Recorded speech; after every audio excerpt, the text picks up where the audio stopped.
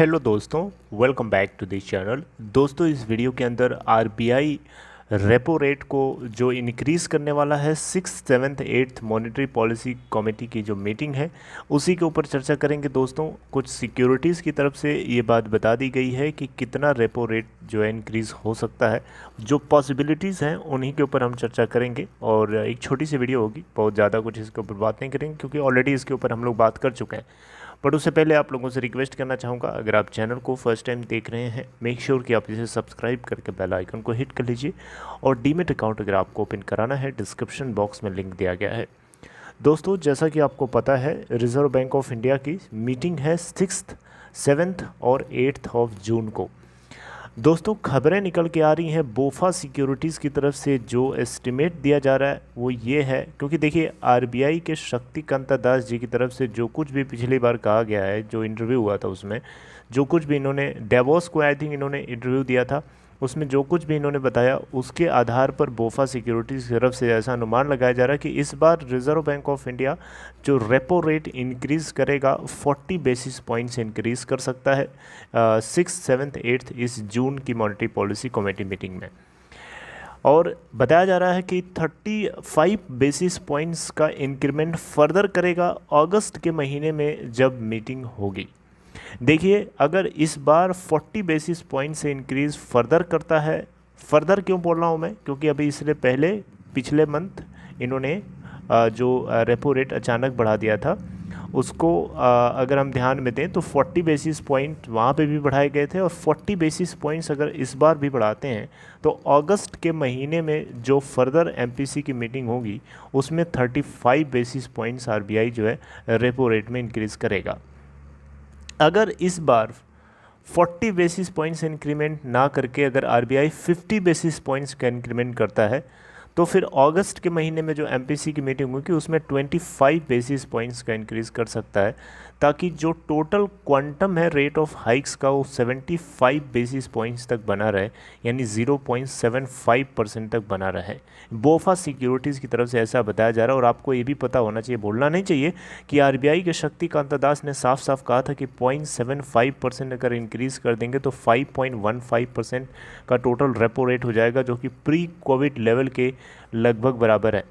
तो ये बोलना कुछ ज़्यादा ही जल्दी होगा, प्री मेच्योर होगा। उन्होंने साफ साफ कहा था, इसका मतलब यहीं से साफ है कि 0.75 यानी 75 बेसिस पॉइंट्स वन गो के अंदर इंक्रीज़ नहीं होगा। ये बात क्लियर कट समझ में आती है शक्तिकांता दास के उस इंटरव्यू से, राइट, जिसको मैंने आई थिंक बताया भी था।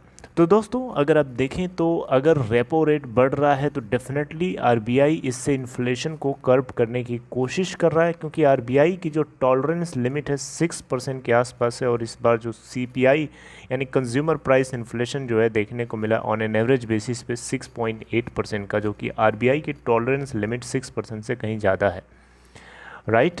तो दोस्तों, अगर आप देखें रेपो रेट बैंक बढ़ाता है, आरबीआई बढ़ाता है, इसका मतलब आरबीआई जो शॉर्ट टर्म लोन्स देता है उसके ऊपर जो जो जो जो रेपो रेट होता है, जो रेट ऑफ इंटरेस्ट चार्ज करता है वो बढ़ा देता है, जिससे बैंक्स को वही लोन महंगे में मिलते हैं, राइट। तो फिर बैंक्स उसको सरपास करते हैं जो बैंक से लोन लोग लेते हैं उनके ऊपर, राइट। तो लोगों को लोन महंगा मिलता है, जिससे मार्केट के अंदर जो चीज़ें जो जिन चीज़ों की महंगाई है, जिन चीज़ों में बहुत ज़्यादा इन्फ्लेशन तेज़ी से रन कर रहा है, उसको कर्ब करने के लिए आरबीआई ने ये कदम उठाया है, राइट। तो दोस्तों, अब देखना होगा आरबीआई क्या कुछ बोलता है। 8 जून को इस एमपीसी मीटिंग का कंक्लूजन शक्तिकांता दास खुद ही देंगे, और मैं आपसे वादा करता हूँ, प्रॉमिस करता हूँ कि जो कुछ भी बताया जाएगा उसको हम लोग ज़रूर चर्चा करेंगे, क्योंकि एक बहुत इम्पोर्टेंट फैसला है, एक इम्पोर्टेंट डिसीज़न है, और ये पूरा का पूरा स्टॉक को जो है इन्फ्लुएंस करता है। मार्केट के गिरने की जब बात है तो अगर आप क्वेश्चन कर रहे हैं तो मैंने आपको ऑलरेडी बता रखा है एक पहले की वीडियो में, मार्केट को ऑलरेडी पता चल चुका है कि आरबीआई कितना बढ़ाएगा और कितना नहीं बढ़ाएगा, और उससे ऑलरेडी मार्केट अपने आप को सेटल कर चुका है। तो मुझे नहीं लगता कि इतना ज़्यादा कोई इसका नेगेटिव इम्पैक्ट हमें देखने को मिलेगा, क्योंकि जो मिलना था नेगेटिव इम्पैक्ट ऑलरेडी मिल चुका है, जब 4 और 5 मई के बीच में इन्होंने अचानक ऑफ साइकिल एमपीसी मीटिंग में रेपो रेट इंक्रीज़ कर दिया था। ओके, तो चलिए हमने ख्याल रखिए दोस्तों। एक चीज़ और आपको बता दूं लास्ट में जाते जाते, इस बार इन्होंने जो 40 बेसिस पॉइंट से नहीं कंज्यूमर कैश रिजर्व रेशियो के अंदर एक of cycle monetary policy meeting पिछले महीने जो हुई थी आरबीआई की, जिसमें 40 बेसिस पॉइंट्स इन्होंने रेपो रेट बढ़ाया था, और सीआरआर यानी कैश रिजर्व रेशियो जो है 50 बेसिस पॉइंट से बढ़ा करके 4% तक कर दिया था। तो इस 50 बेसिस पॉइंट्स के इंक्रीज करने से आरबीआई ने टोटल मार्केट से, सिस्टम से जो लिक्विडिटी सक किया है, आपको पता है कितना है? 87,000 करोड़, 87,000 करोड़ रुपए की लिक्विडिटी को मार्केट से आरबीआई ने सक कर लिया। तो आप खुद सोच सकते हैं, कैश रिजर्व रेशियो एक बहुत इंपॉर्टेंट पैरामीटर होता है।